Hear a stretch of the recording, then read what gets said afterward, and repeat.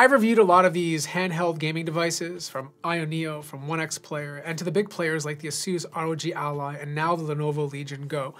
And I still think at the end of the day, if you want the best software experience, the best battery life, the best price, you should still go with the Steam Deck. As long as you're okay with having the majority of your games in the Steam library, this is the device to get. But look, the Windows gaming handhelds have come a long way. And I was actually just gonna do a video on the Lenovo Legion Go by itself, but I feel like the ASUS ROG Ally has come a long way as well. And there's only one of these two devices that I personally prefer over the other one. Now, before I continue, I have partnered with Samsung to give one of you a brand new Galaxy Z Fold 5. I've already reviewed it, but as you guys know, it's an incredible phone that offers so much functionality compared to most other smartphones on the market. The 6.2-inch cover display lets you do quick, everyday phone things, but then you can unfold a massive 7.6-inch interior display, which is perfect for watching content, gaming, and getting work done. Flex mode allows you to go hands-free for photos or video calls, and the Snapdragon 8 Gen 2 processor is more than powerful enough to handle anything you throw at it. The Galaxy Z Fold 5 is durable with Gorilla Glass Victus 2 protecting the displays and IPX8 water resistant in case you accidentally drop it in the pool. But when you need a full desktop experience, you can connect it to a larger display and use Samsung DeX to truly get work done. Now, to enter, all you have to do is head over to the Samsung US Discord server, find the Matthew Moniz channel, and just let me know what you'll be doing with the Galaxy Z Fold 5. I'll place a link in the description down below. So on paper, the Lenovo Legion Go has a lot more going for it. You have a higher refresh rate, you have a bigger display, you have a little touchpad on the right-hand corner, and that's all fine and dandy, but a lot of those little extra features are more of a flex rather than useful. Like, don't get me wrong, they both have a very similar port lineup. Like, if you look at the top of the devices, you have your volume rockers at the top, you have a USB 4 port on both of them, but the ASUS gives you a mobile connect port that allows you to connect the device to their own external GPUs, but you don't have to buy their external GPUs. You can more than go ahead and use your own, and this is only geared if you plan on using this in a desktop experience. They both have micro SD card slots. The ASUS one does get a little hot, so speeds tend to slow down on it, which is kind of unfortunate. You do have a power button on both. The one on the Lenovo kind of lights up, whereas the one on the ASUS does not, but you do have a fingerprint scanner embedded at the top. The advantage comes down to the bottom. On the Lenovo device, you have an extra USB port. So theoretically, you can be charging your device and also have an external drive connected to the bottom at the exact same time. Whereas with the ROG Ally, you kind of have to use a dongle. Now, the other benefit of the Legion Go is you have detachable controllers. So the same concept as the Nintendo Switch, but I've done this before on a Windows console and it's cool, but I'm worried about the longevity. So for example, like when you detach the controllers, right? You have to push this little switch on the bottom of the device and then you pull them down and the controllers come completely off, which is cool. And if you're right-handed, you'll like the experience because you can take the right-handed controller, put it in a little base, and then you can move it around like it's a joystick, for example. And I'm left-handed, so this feature is kind of useless for me because it feels very awkward using the controller in a left hand when it was geared towards right-handed people. And of course, you do get a couple of extra trigger buttons on the back compared to the ROG Ally. But I've done this before with the 1X Player. In fact, the controllers that did come off of it were just as thick, and I've already broken them. Like, they're not very well made. And I'm very worried about the longevity of these controllers, specifically how you take them on and off. Like, you have to push them down. And I know for a fact at some point, one of these things are going to break. In fact, with my 1X Player, I had to crazy glue it on and never use that feature again in order to continue using that device. On top of all this, it just adds thickness to the overall console. Like, these things are supposed to be super portable. And when you consider the weight of this Legion Go, it's over 800 grams. Like, that's not super light for a handheld gaming console, especially if you're planning on using this for a couple of hours. It's gonna fatigue your hands quicker than something like the Ally, which only weighs around 608 grams. Now, for context, the Steam Deck weighs 669 grams, which is, a big device, and some people actually called it heavy, but this guy is gonna be heavy overall. Now look, you do get the bigger display on the Lenovo Legion Go. Like, this is an 8.8-inch display. It's much better for older people like me that wants to be able to see as much as possible on a tiny screen, and it's great. Like, they have 144 hertz refresh rate. The color accuracy and color gamut is actually slightly better on the Lenovo Legion Go, but at the end of the day, this is supposed to be portable, right? And I'm okay taking a hit on the screen size in order to reduce the overall form factor. Like, when I pull this out of my pocket, the way it's designed with the curved edges just feels much better in the hand. Like, it's just a lot better designed than the chunkier Legion Go. And don't let 144 hertz fool you. Like, this is a Z1 Extreme processor. Like, this is not a powerful GPU. You're never gonna get 144 frames per second. In fact, you're not gonna get 120 frames per second to match the 120 hertz refresh rate on the ASUS ROG Ally.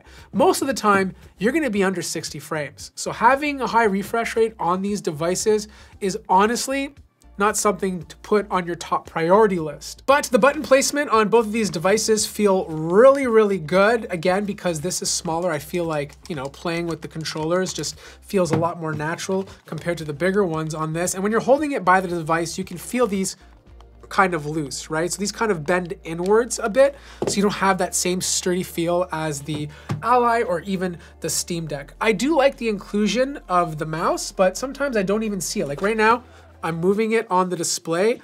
I don't see my mouse. Like, where is it?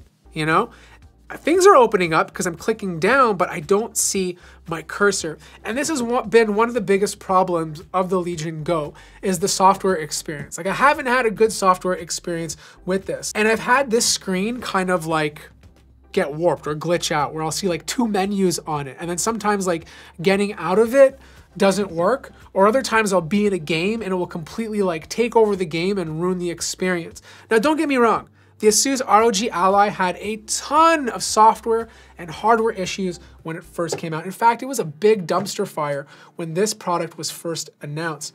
But I hate to say this because Armory Crate's never been great.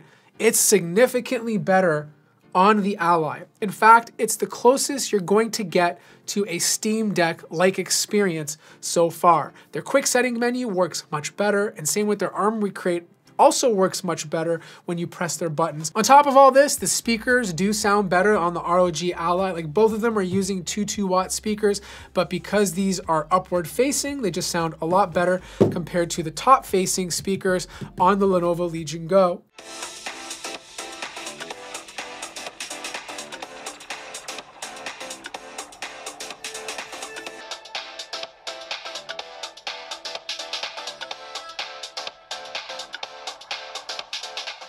But here's the weird thing. Lenovo decided to stick a QHD Plus display on a handheld that's this small. And it's fine if you're using Windows, you get to see more, but for gaming, you're never playing games at QHD on a device like this. The hardware inside of here is just not powerful enough. Plus, if you're playing at Full HD or even just regular HD, you technically have to push more pixels because it's a 16 by 10 display. So when you drop it down from 2560 by 1600, you have to go to 1920 by 1200 instead of 1920 by 1080. So even if all things were equal between both of these devices, because the resolutions are slightly different, the Ally is going to be able to push out a few more frame rates per second. This was 100% a marketing flex, but in reality, it doesn't benefit the user because most games I'm playing on these devices, I'm dropping the settings down to medium. I'm changing the resolution to 1280 by 720 or 1280 by 800 just so I can get more frames per second. But the hardware inside, pretty much equal. Like, they're both using AMD Z1 Extreme processors. They both have 16 gigabytes of RAM. The difference though comes down to the price. The ASUS ROG Ally starts at $599 because it's on sale right now compared to $699 for the Legion Go. But performance was interesting because I was expecting the Go to outperform the Ally. Like, it's a bigger device. There's more room for cooling. Lenovo's had more time to push the processor that's inside of here. But the Ally is actually faster. Doesn't matter what I tested. If it was just regular CPU performance, the Ally beat out the Go. If it was gaming performance, regardless of whether you were gaming at Full HD Plus or Full HD, the Ally was always faster. The other thing I didn't like was the fan noise.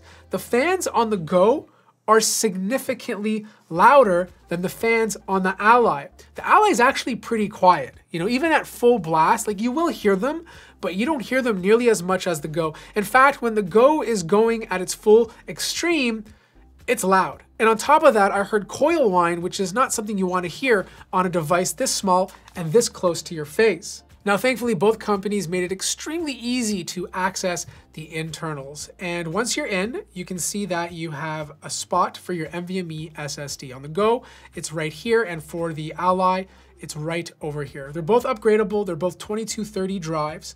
But the big difference comes down to the cooling system. Like you have a long copper heat pipe with 2 fans on the Ally compared to only 1 fan on the Go. This fan has to work extremely harder to keep this device cool, where you can kind of split up that process between 2 of them, give yourself a quieter experience and obviously a cooler one at the exact same time. The advantage the Go has is a slightly faster NVMe SSD, but you can always replace the one in the Ally if you want something bigger or faster. And the battery size, like we're talking about a 50 watt-hour battery in the Go compared to around 40 watts in the Ally. And battery life has been kind of inconsistent, like it's Windows, right? If you're running this thing at 30 watts, like you're getting 1 hour of battery life. If you're running this thing at 15 watts, you can push it to 2 to 2.5 hours, depending on the game you're playing. I should also mention the one thing that I like about the Ally is that it comes in white. I feel like a lot of people are going to be taking these things outdoors and gaming. And if you're in like a hot country with the sun out and everything, white doesn't attract sunlight or heat as fast as black. So I feel like this would be a better option for outdoor use. So here's the thing. At the end of the day, if all you want to do is game and you don't want anything to get in your way, get the Steam Deck. Especially if you're buying this for someone who's not like a hardcore enthusiast, this is the one to go for. SteamOS is meant for gaming. You get instant access to your Steam library, and it just works. Even little things like the sleep states are so much better on the Steam Deck. Like when you put this thing to sleep, it's asleep. Whereas on these other 2 devices with Windows, sometimes the sleep state works, other times you power on the device and it's completely dead. It's also a lot more affordable. Now, if you want a Windows device, 100% go for the Ally over the Go. Not only is it $100 cheaper, you're just getting a better product. It's more portable, it's lighter, it feels better in the hand, it actually performs better, and it solved all those little issues that the Legion Go is currently having right now. I feel like there's just too many little things that would irk me if I was to use this on a consistent basis. Now make sure to check out Samsung's Discord. I'll place a link to that in the description down below. Also, if you have any questions, let me know as well. Like the video if you liked it, subscribe if you haven't already, and I'll see you guys in the next one.